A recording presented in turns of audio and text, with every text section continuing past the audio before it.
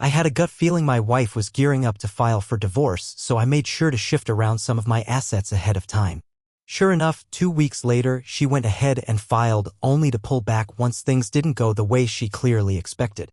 Hey folks, before we jump into today's story, I've got a quick favor to ask. Lately, our channel's been losing a bit of steam, and one of the best ways you can help us keep this thing alive is by subscribing. It doesn't cost a thing, just takes a second, and it really goes a long way toward helping us keep making the kind of content you enjoy. Your support genuinely means the world to us. Let's grow this channel together. Alright, thanks a ton. Now let's dive into it. So, hey everyone. I've been hanging around here for a while, reading everyone else's stories, thinking, man, I'll probably never have anything wild enough to share myself. But life has a weird way of throwing curveballs at you when you least expect it. And I've been carrying this weight for months. It's about time I let it out. Let me be upfront. I'm not the kind of guy who jumps to conclusions or always assumes the worst. I try to stay grounded, logical. My wife, let's just call her O, and I have been together for 6 years now, married for 4. Things always felt solid between us, or at least that's what I believed. Sure, like any couple, we had our ups and downs, but nothing that ever set off any red flags. For the most part, we were that couple, tight-knit, totally in sync. We'd crack each other up with the dumbest inside jokes, bicker for way too long over what movie to watch, and somehow we just had this rhythm that made life feel easy. She'd plan these elaborate date nights out of nowhere, and I'd show up after a long day with her, go to takeout and a drink. It all just worked. It felt like we'd figured love out, like we were doing it right. Which is exactly why what happened next hit me like a freight train. It all started to shift about 6 months back. The changes were subtle at first, small things that might not have stood out if you weren't looking closely. She began taking her phone with her everywhere. I mean everywhere, even just to fold laundry in the next room or grab a glass of water. That was new. Before that, her phone would sit on the coffee table for hours untouched. She never cared if I picked it up or glanced at a message. Then one day, I made a dumb joke, something like, "What, are you running a secret spy agency now?" She laughed and brushed it off with, "Nah, just been getting a lot of work emails lately." Seemed harmless enough until a few days later I noticed she had added a password to her phone. That one caught me off guard. She'd never done that before. When I casually asked why, she mumbled something vague about needing better security because of hackers or something. I didn't press the issue.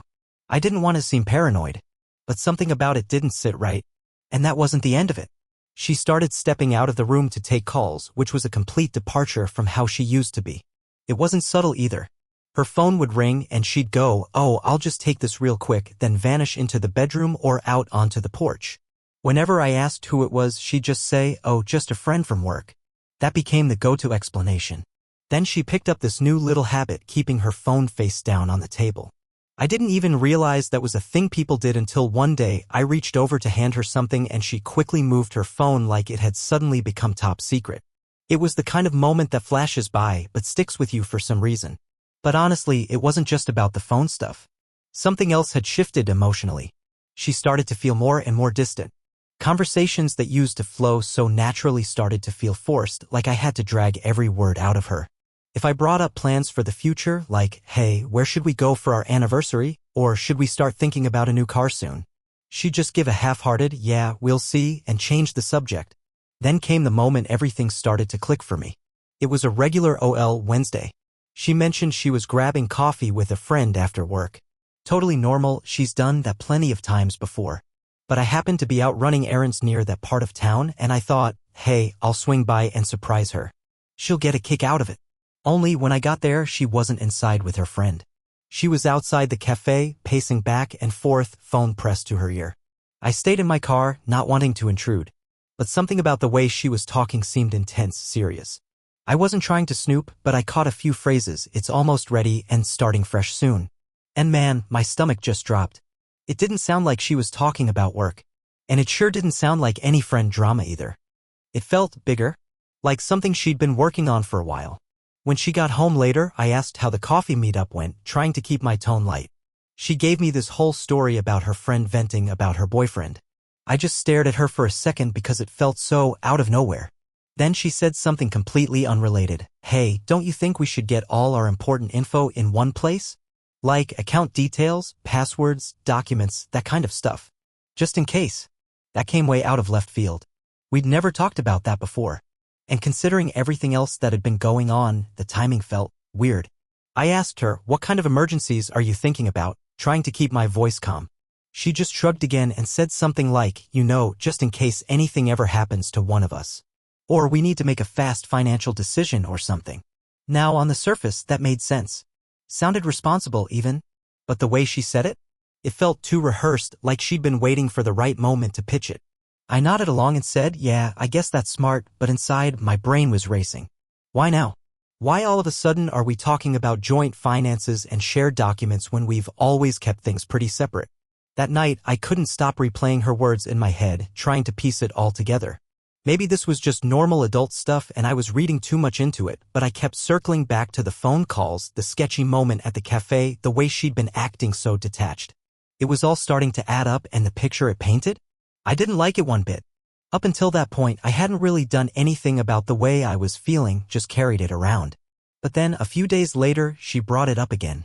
We were both in the kitchen, me fixing a sandwich, her scrolling through her phone, when out of the blue, she asked, have you thought any more about getting our bank info organized?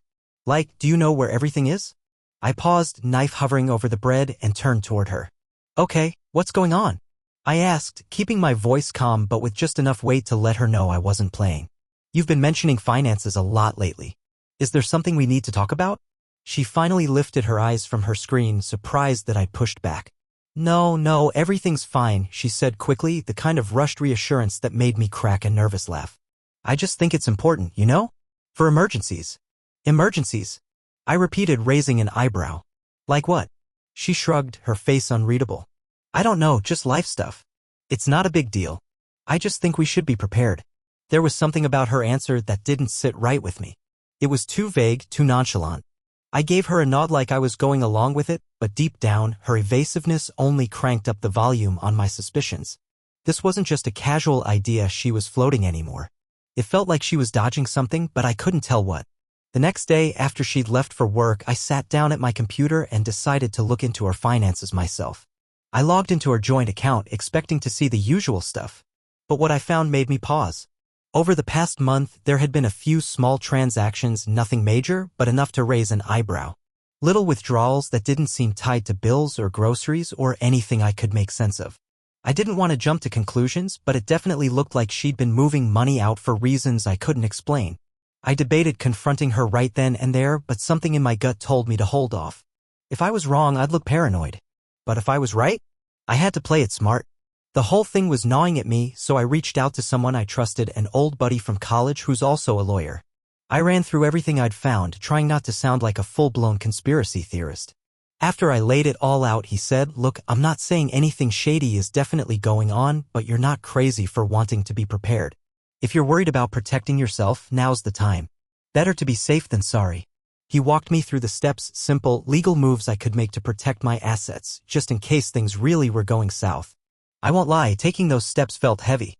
It was like preparing for a worst-case scenario when I still wasn't sure there even was one. But the more I sat with it, the more it felt like the right thing to do. If she was planning something behind my back, and all signs were starting to point that way, I needed to make sure I wasn't left high and dry. Still, the decision didn't come easy. This wasn't just about money or accounts. It was about everything we'd built together, the marriage, the memories, the life we'd shared. I kept replaying all the good moments in my head, our wedding day, those deep late-night talks about our future, the dumb jokes only we understood. I couldn't help but ask myself, how the hell did we get here? It felt like making those moves meant admitting defeat. Like I was officially giving up on the trust we used to have. That night, while she was out, I sat down at my desk, opened my laptop, and started going through everything: bank accounts, investments, the house deed. My hands were shaking. Every document I pulled up felt like I was crossing some invisible line. But a little voice in the back of my mind kept repeating, this isn't betrayal. This is protection. I didn't want to hurt her. That was never the goal. But I couldn't shake the feeling that if I didn't act now, I'd end up regretting it. Badly. So I started drafting a list, what I could move, how I could move it, and how to do it quietly. With each line I typed, I felt this pressure settle deeper into my chest. I had trusted her for so long, completely, and now I was strategizing how to defend myself from the one person I thought would always be in my corner. After that, I called my mom. I didn't give her the full story, just said I needed her to hold on to a few things for a little while. It's nothing serious, I told her. Just something I need to do to protect myself, just in case. She went quiet on the other end of the line, probably trying to read between the lines. Then she asked, her voice thick with worry, "Are you okay?" "Yeah, I lied. It's just precautionary. Nothing to stress over." She didn't push, but I could feel the hesitation in her voice when she finally said, "All right, sweetheart. Whatever you need." I hung up feeling both relieved and guilty. I hated dragging her into this, even in a small way. But knowing she had my back gave me some sense of stability in the middle of all this mess.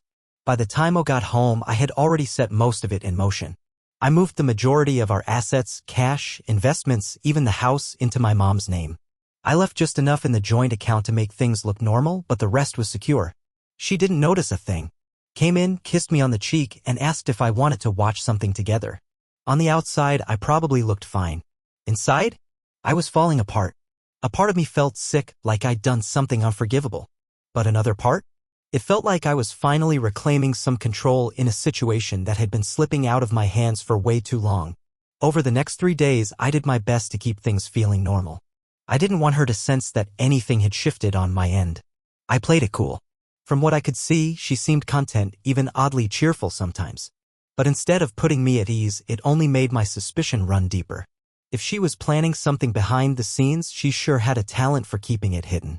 What stood out most, though, was that she never brought up the finances again. Not once. Not even after I'd pushed her about it before. It was like that whole conversation had been wiped clean from her memory. At first, I thought maybe I'd just misread the whole thing. Maybe I'd overthought it and she dropped it because it really wasn't a big deal. But the more I sat with it, the clearer it became she wasn't forgetting it. She was avoiding it. Like she was spooked by how close I'd come to catching on and didn't want to risk bringing it up again.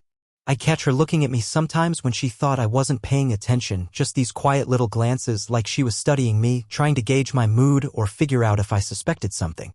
And the second I'd look back at her, she'd snap her attention away, back to her phone or the TV or whatever book was in her hand. It was subtle, but it was there. It started to feel like she was waiting for me to raise the subject again, like she didn't want to be the one to bring it up and tip her hand. And honestly, that silence only made the tension worse. This wasn't like her, she never just let go of something she thought was important. Her sudden change of tune felt way too deliberate. If this was her trying to test the waters, she clearly wasn't ready to dive in. And if she was waiting for something, I sure as hell wasn't going to hand it to her. Whatever move she had planned next, I was going to stay one step ahead. I didn't know what was coming or when, but I could feel it. So I did the only thing I could. I prepared. That night, I double-checked everything. I reviewed the paperwork line by line, making sure the asset transfers to my mom were airtight. The house, the savings, the investments, all of it was now legally under her name, tucked safely inside an uncontested trust. I even gave my mom a quick call just to confirm she had all the documents on her end. 2 weeks passed. And weirdly enough, things felt normal. Too normal. She was acting sweet again, even affectionate. She'd talk about random stuff like job offers or what we should make for dinner. It was disorienting, honestly. This woman who had been emotionally checked out for months was suddenly chatting like we were newlyweds again. And part of me started to wonder, had I overreacted? Maybe all the sketchy behavior was just stress, or something I hadn't understood at the time. Maybe this was all in my head. But that illusion shattered fast. It was a quiet Friday evening. We were sitting on the couch, the TV playing in the background. Then, without warning, she muted it, turned to me and said, "We need to talk." Right then, my stomach dropped. I knew what was coming before the words even left her mouth. "I think we should get a divorce," she said, calm as anything. Not angry, not emotional, just cold, like she was telling me we were out of eggs. I sat there, stunned, as she launched into this carefully worded explanation. She said she needed space, that she felt like she'd lost herself in the marriage, that she had to figure out who she was again. You know, the usual script, all the cliché breakup lines you hear in bad movies. But then she said something that made my ears perk up. "You know, I've made a lot of sacrifices for you over the years, and I don't think you've ever really appreciated them. I deserve more." That hit different. It wasn't just that she wanted to leave. It was that she made it sound like I owed her something, like this was all my fault, and she was just taking back what was rightfully hers. As I sat there, trying to make sense of what she was saying, a new question popped into my head. Why now? And that's when she said it. A friend of mine has been helping me see things more clearly, she added, looking anywhere but at me. A friend, right? I didn't say anything, just let her keep talking. But my mind was racing. Who was this friend? Why were they so invested in our marriage? The way she said it, like this friend had been some kind of life coach guiding her out the door, rubbed me the wrong way. It wasn't casual. It sounded strategic, like someone had been whispering in her ear, encouraging her to pull the plug. And the more she went on about how she deserved more, the more bitter I felt. Sacrifices? What sacrifices? She always claimed she was happy. I bent over backwards to support her. This wasn't just about money. I made real compromises for her. When she wanted to move closer to her job, I took on a longer commute without complaining. When she asked to go on that expensive yoga retreat last year, I shifted our whole budget around and gave up the vacation I'd been looking forward to so she could have it. She changed careers twice, and both times I told her to go for it. Take the risk. I cover us. I wanted her to be fulfilled. I thought that's what a good husband did. Put their partner first when it oinered. And I wasn't some cold, distant guy either. I was there. I showed up. I remembered her birthday, her favorite snack, that one show she liked to binge. When she felt stuck in a rut, I suggested date nights, made the plans, even booked surprise outings. I listened when she vented about her job, her friends, her family. I wasn't perfect, but I tried, cared. So when she said she deserved more, it didn't sit right. Not one bit. Because the truth was, she wasn't upset about something I did or didn't do. Something had changed in her. Maybe it was this so-called friend, or maybe it was something deeper. Either way, the woman sitting across from me now wasn't the same person I married. And I sure as hell wasn't going to let her rewrite our entire story to fit whatever new version of herself she was building. I didn't push back, didn't argue. I just nodded and said something neutral like, if that's how you feel, then I guess we should figure out what the next steps look like. She looked surprised, like she'd expected me to beg or explode or try to talk her out of it. But I didn't, because the truth is, my focus had already shifted. I needed answers. I had to figure out what or who was behind her sudden, calculated shift in behavior. People don't just wake up one day and decide to throw everything away. No, this had been brewing for a while, and I wasn't about to be caught off guard again. After that conversation, she officially moved into her own apartment. By Monday, I had the divorce papers sitting in my hands. Let me tell you, those papers weren't just about ending a marriage.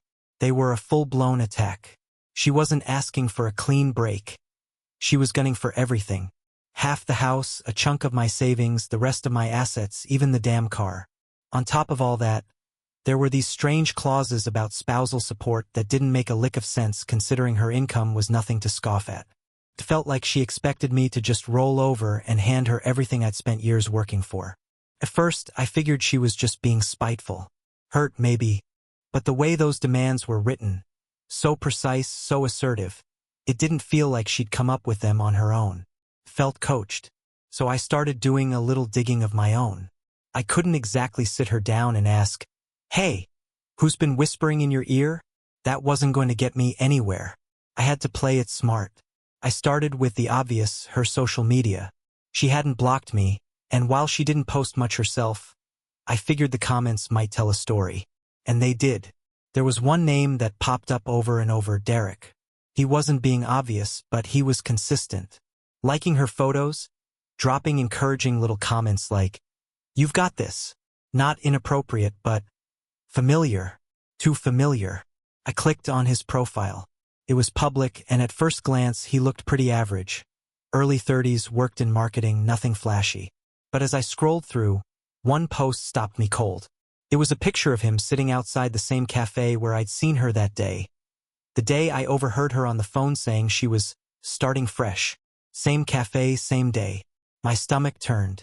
Then I kept scrolling and saw more little signs. Comment here, a photo there.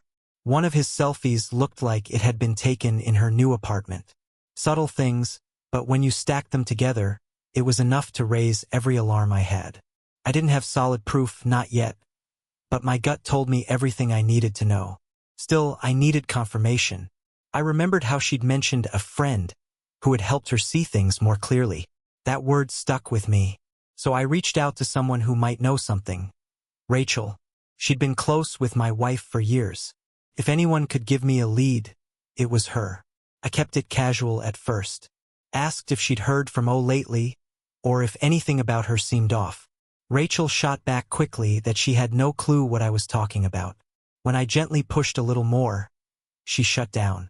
Said she couldn't help me and didn't want to get involved. That told me everything I needed to know. I wasn't done yet. I called another mutual friend, Clara. Tried the same approach. She seemed a bit more uneasy, like she knew something but wasn't sure if she should say it. I pressed a little and just like Rachel, she bailed, ended the call pretty abruptly. I sat there in silence, frustrated, trying to figure out my next move. Then, not 10 minutes later, Clara called me back.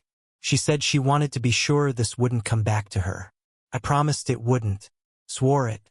After a long pause, she finally told me what she knew. Turns out, my wife had been spending a lot of time with a guy named Derek. Met him through work. Clara didn't know all the details, but from what she'd picked up, Derek was heavily involved in the decisions my wife had been making, especially around the divorce. Hearing that name, Derek, out loud hit like a final puzzle piece sliding into place. Suddenly, everything made sense. This wasn't just about her finding herself or needing space. There was someone else in the picture. Someone who'd been guiding her, nudging her down this path. I wasn't just losing my marriage. I'd been played, step by step, but I wasn't going to lose quietly. That Saturday, I drove over to her new apartment building and parked a block away. I didn't want to confront her, not yet. I just needed confirmation. Proof. I sat there for a couple hours. Then, just like I expected, she walked out, and Derek was with her. They didn't hold hands or anything, but the way they leaned in close, talking low and personal, it was enough. Enough to see what was really going on. They got into his car and drove off. I didn't follow. I didn't need to. That was the moment it all became clear. She hadn't fallen out of love. She'd been planning her exit for a while, and Derek was part of the plan. The sudden emotional distance, the weird questions about money, the legal ambush in those papers, it was all part of the playbook. She wasn't just leaving me. She was trying to erase me, take everything, and walk straight into a new life she'd already begun building with someone else. I went home that night, my head spinning. The betrayal stung, no doubt. But what hurt the most was realizing how calculated it had all been. She'd been laying the groundwork for months, using the divorce not just to escape, but to gut me on the way out. But she didn't know I'd been making moves of my own. The first mediation session was tense right from the jump. Her lawyer walked in with this massive binder, so thick you'd think they were prepping for a Supreme Court trial. He dove right into their demands like they were obvious, fair requests. Half the house, the car, the assets, support payments, the whole 9 yards. I stayed quiet, just listened, let them feel in control. Then my lawyer calmly slid a thick packet across the table and said, "Before we proceed, I think everyone should take a moment to look these over." Her lawyer picked up the documents and started flipping through them. His expression shifted fast, eyebrows knitting tighter with every page. "What is this?" he asked, looking up, clearly caught off guard. And that was the moment I'd been waiting for. These documents outline the transfer of all major assets into a trust under my client's mother's name, my lawyer said, calm as could be. These transfers were completed well before the divorce was filed, and the trust is both legally binding and irrevocable. The room fell completely silent. You could have heard a pin drop. Her lawyer turned to her, looking confused and irritated. "You didn't mention this," he said, deadpan. She yanked the paperwork out of his hands and flipped through it with shaky fingers, her face turning red. This can't be real," she muttered, eyes scanning the notarized signatures, the dates, everything in black and white. Then she looked at me and her whole demeanor shifted from disbelief to fury. "You planned this," she hissed, like I'd done something vile. "You knew I was going to file, and you set this up to screw me over." I didn't say a word. I just sat there, still and quiet, letting her connect the dots all on her own. Her lawyer, clearly rattled now, asked mine to explain in more detail. And he did. Slowly, methodically, laying out each piece with the kind of precision that left no room for argument. The dates lined up perfectly. The signatures were properly notarized. The trust was airtight. There was no loophole, no technicality to lean on. It was done, and it was legal. She was seething. "You're unbelievable," she snapped, leaning in over the table like she expected me to flinch. "I can't believe you do this to me." Still, I said nothing. Because the truth was, I hadn't done anything to her, I just protected myself. After all the red flags, all the signs, all the quiet betrayals, I knew she wasn't going to play fair. So I made sure she couldn't pull the rug out from under me. The session wrapped up soon after, with her lawyer mumbling something about needing time to rethink their approach. But we all knew the game had changed. They didn't have a move left. Outside the conference room, as we were leaving, she pulled me aside in the hallway. Her face was a twisted mess of anger and desperation. "This isn't over," she said through clenched teeth. "You're going to regret this." I looked at her, dead in the eye, and replied, "I already regret trusting you. That's the only thing I regret."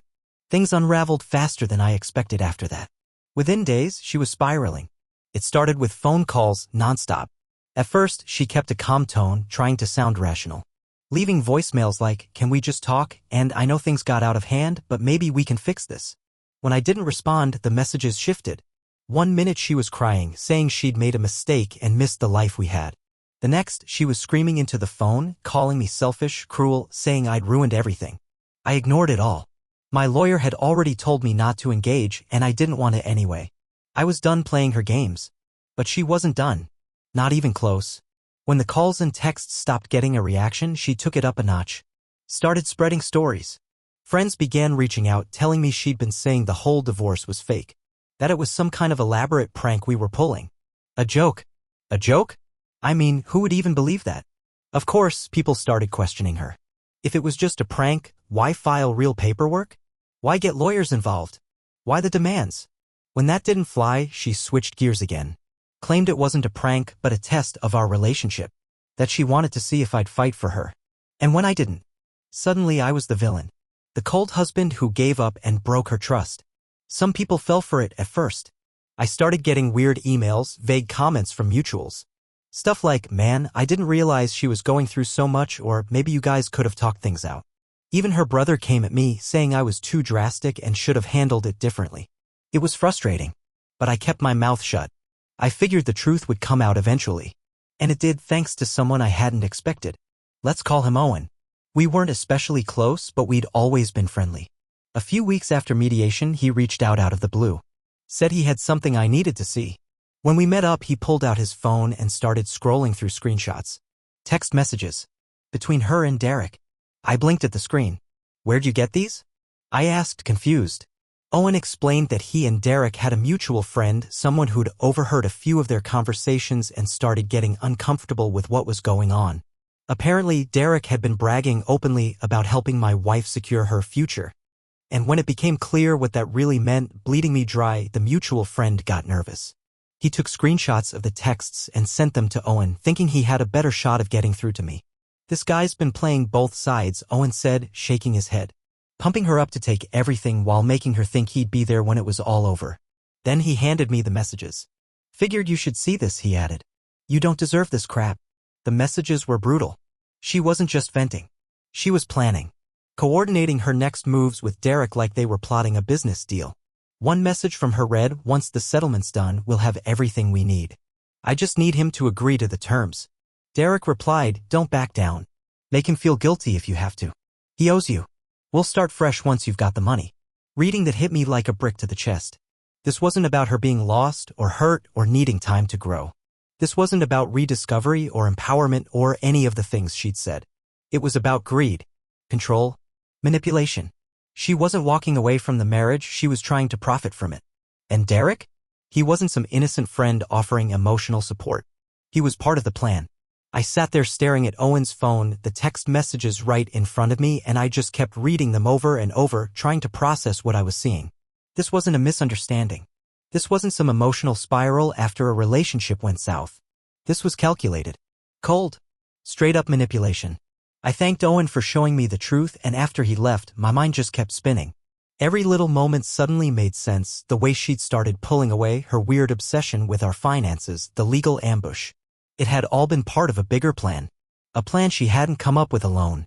She'd been working with Derek from the start. Scheming behind my back, laying the groundwork while pretending everything was fine. And it didn't take long for the truth to get out.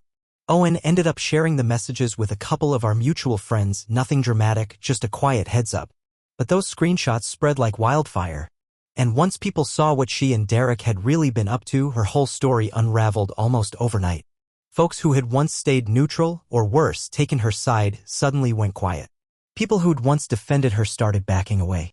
Even the ones who'd been closest to her began to put distance between themselves and the mess she'd made. By the time the divorce was finalized, she walked away with only her personal belongings. Her lawyer quietly dropped the last of her claims. After reviewing everything, those notarized documents, the trust, the airtight timeline, he must have realized there was no legal ground to stand on. All the noise, all those bold demands, they collapsed like a house of cards. And as for Derek, he disappeared. The second things started to fall apart, he was gone. Vanished. Just like that. Honestly, I wouldn't be surprised if he'd used her just like she'd tried to use me.